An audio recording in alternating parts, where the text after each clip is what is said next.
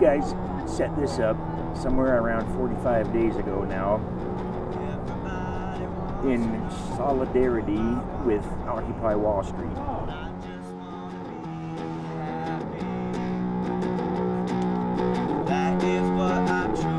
Whether in support of or opposed to the Occupy Wall Street movement, most people would agree that there is a problem at the root of our society, and maybe more than one.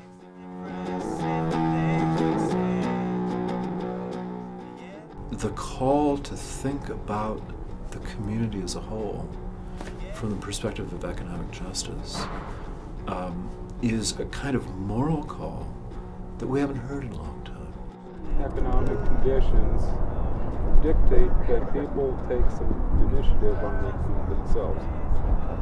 It's in our best interest, it's in America's best interest, it's in our Constitution's best interest, in my child's future best interest for this to happen.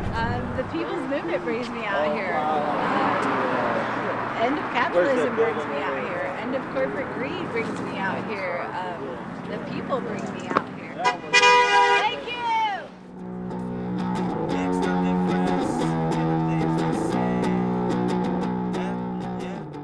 Acknowledgement of these problems has allowed us to ask some important questions about how the system works and how it ought to work.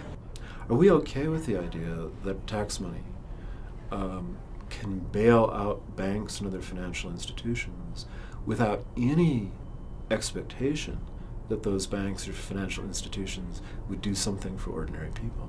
Are we okay with the incredible disparities of income that this country has that we didn't used to have? Especially in a capitalist system where the government is designed to beat up on business. If business people are running that, that's not capitalism, that's crony, weirdo, oligopoly. That's not what I think most stringent capitalists would say they want. Yeah, I guess basically what the issue is that the mechanisms by which we interact in societies all over the world have been recognized to have failed. However, not everyone agrees that the occupiers have found the best way to solve the problem of economic justice. Critics on all sides are concerned with both the movement's focus and its methods. You are the 99%! You are the 99%! You 99% are not the 99%. You 99% are closer to the 1% globally. There are identifiable issues, but there's not necessarily an identifiable action. They would say they're raising awareness. I'd say I don't care about awareness. If there's a problem, you should want to fix it. And if you don't want to fix it, then I don't care. Shut up. Stop wasting everybody's time. We're not a bunch of hooligans. We're Americans that believe in our country, but right now it looks otherwise.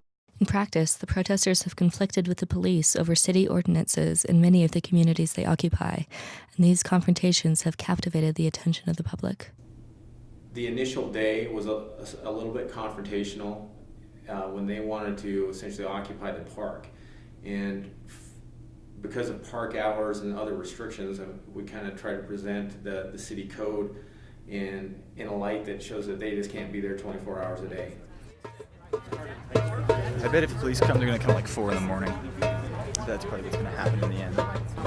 Just want to state that we here at Occupy Colorado Springs and everyone involved are working with City Council and the police department right now in order to work it through where we will still be in compliance and still have our constitutional rights as well. As law enforcement, our goal really is just to protect their rights to express themselves.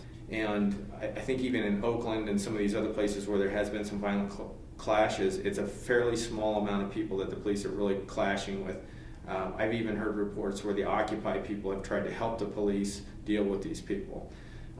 So it only takes a few, though, to really cause a lot of disruption and kind of sour the thing for everyone. We have it so easy here in OCS, and OD's getting a beating. They got completely kicked out of their park.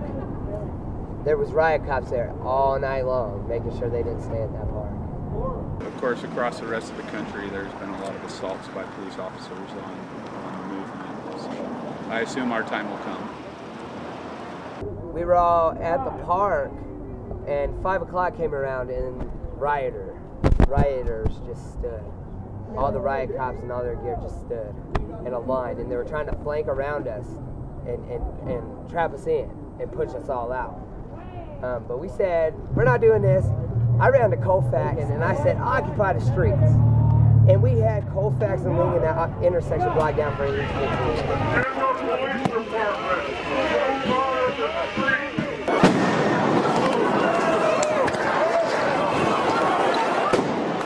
What happened? When did a forum for open dialogue about economic justice turn into rioting in the streets? Or were they the same all along? The movement is doomed. As long as there's violence, it's failing. Because this is not what it's about. It's about peace and taking over our country peacefully. This stuff, that's going to destroy it. So, where do we go from here?